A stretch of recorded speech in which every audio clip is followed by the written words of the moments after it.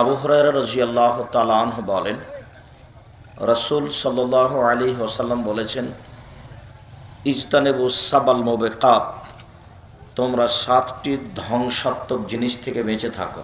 7টি ধ্বংসাত্মক জিনিস রয়েছে যা করলে মানুষ ধ্বংস হবেই।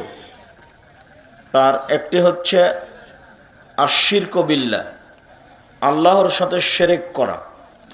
আল্লাহর সাথে শিরক করলে মানুষ ধ্বংস হবে, জাহান্নামে যাবে। 2, কাতলুন নাফস, মানুষ যদি মানুষকে হত্যা করে অন্যায়ভাবে তাহলে জাহান্নামে যাবে। 3, অসেহর, যদি জাদু করে, জাদু শিখে, জাদু করা দেখে তাহলে মানুষ জাহান্নামে যাবে।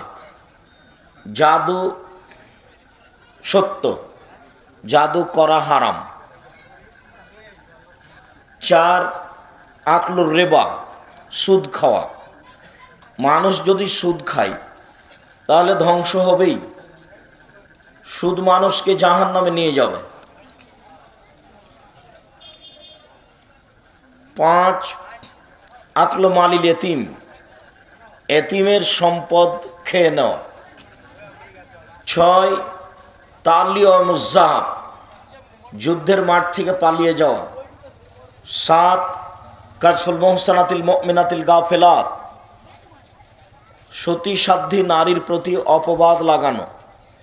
ভালো পুরুষ ভালো নারীর উপরে অপবাদ লাগানো মহাপাপ। অত্র হাদিসে রাসূল সাল্লাল্লাহু আলাইহি সাল্লাম মানুষ ধ্বংস হবে বলে 7টি পাপের কথা উল্লেখ করেছেন।